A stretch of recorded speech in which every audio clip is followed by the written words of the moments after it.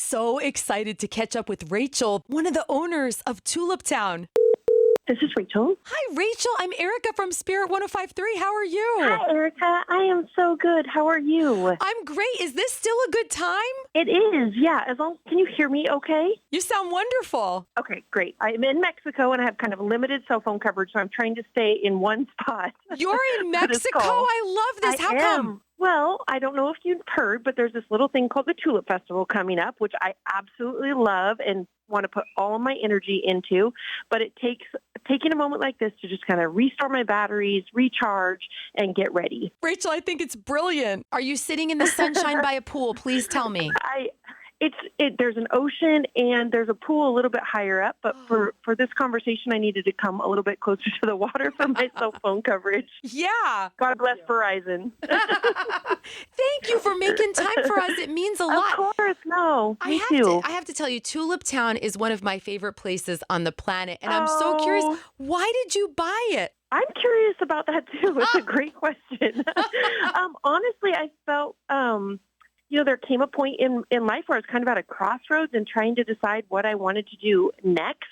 And got together with some friends for kind of an impromptu class reunion and hadn't been back in Skagit County. I'm a third-generation Skagitonian. I grew up on Beaver Marsh Road, which is the road just east of where Tulip Town is. So grew up in that area, loving agriculture and the flowers and all that it entailed, getting to grow up there.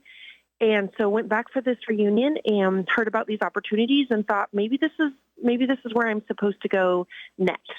So started attending some local events, and one of those was the Tulip Festival Gala, which is the kind of kickoff local event for the Tulip Festival.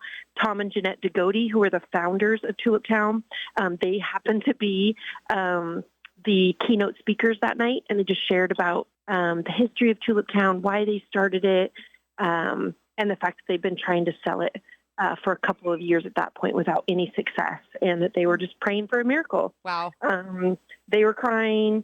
It just really touched my heart. And so I reached out to them after and asked if we could just get together and so that I could learn a little bit more about it. And that was in March. And by June, I was part of an ownership group that bought Tulip Town. Wow. And what is it like for you when you see the families come? I mean, because I know my heart just soars when I walk onto your property. What does it feel like for you? That's my absolute favorite. Just seeing, our first couple of years, just the families that come, how excited they were, all the pictures. And then I would see the pictures later popping up on social media and just what it meant to be there. One of the things I didn't realize and have come to really love about being part of Tulip Town now for 6 years is, for a lot of people, this is an annual event for families. And so they're coming back year after year, and they have these great memories. And they've just so looked forward to it and anticipated it, just like we have on our side. There's a lot going on behind the scenes before we get to open those gates.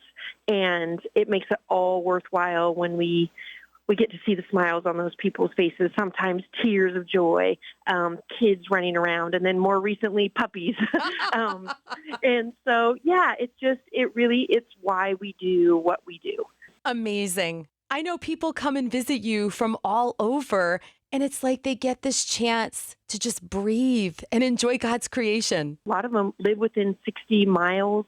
60 to 100 miles of Tulip Town, but they just don't get that experience of being on a working farm and getting to see the beauty of what our land produces. And so it's really, really cool. Honestly, it's a huge blessing. It is. And you mentioned the puppies. So I have to ask you, why did you decide to be a pet dog friendly tulip farm?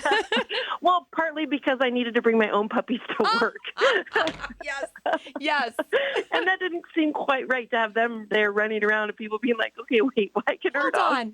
Hold on. it caused, there was some hypocrisy there. And so, no, mostly because I am at heart an animal lover.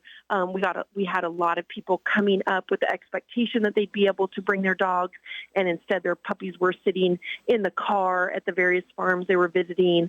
And it just seemed like something that we could at least try to do successfully. And so this will be our third year, I believe, with having our furry friends, and it's gone so incredibly well. We just ask that people know their dogs, just like we know our children, that we just ask that you bring dogs that can handle that kind of environment. There's a lot of people, there's other puppies, Yep. There's some rules, there's some paths you need to stay on, but as long as your dog can do that, we would love to have them there. You know what? I have to tell you, it's added to my experience because there was a Great Dane last spring when I was there, just posed in front of the tulips. And I have to tell you, I was so delighted by that. It was wonderful. So thank you.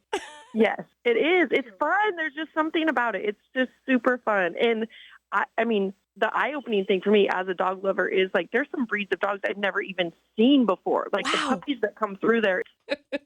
Thankfully, I'm at work because otherwise I'd be Googling, how do I get one of these puppies if my house would be full of dogs? I love it. Rachel, let's keep on the fun theme because you guys are doing an Easter egg hunt for kids, but I can't get over this. Couldn't love it more. You're doing a grown-up Easter egg hunt. Tell me all about it. We are. So this will be our second annual grown-up Easter egg hunt. And so we started doing Easter egg hunts for kids a couple of years ago. It's a free activity. Kids can come and do the Easter egg hunt, enjoy that. The Easter Bunny's there to visit with kids and get their pictures taken.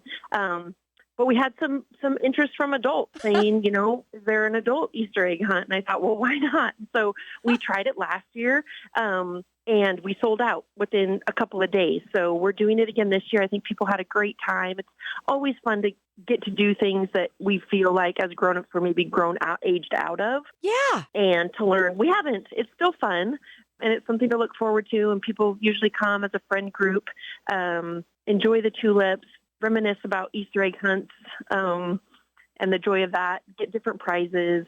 It's fun. Oh, yeah, it's got to be. And I want to ask you as we wrap up here, because we want to get you back to the beach. Rachel, what is it like to be part of somebody's answered prayer, a miracle? You're gonna make me cry.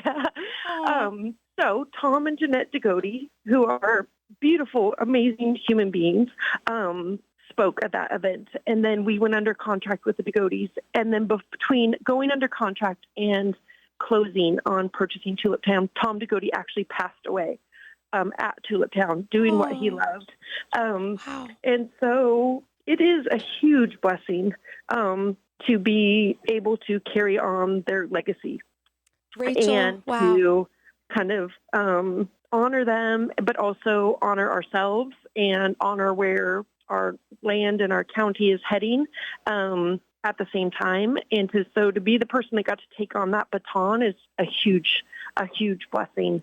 And so, yeah, I'm thankful every day. Some days more than others, but every day for it. Wow. Yes. Rachael Sparwasser, you made time for us from Mexico, owner of Tulip Town. I love you, and I'll see you on the farm soon. See you soon.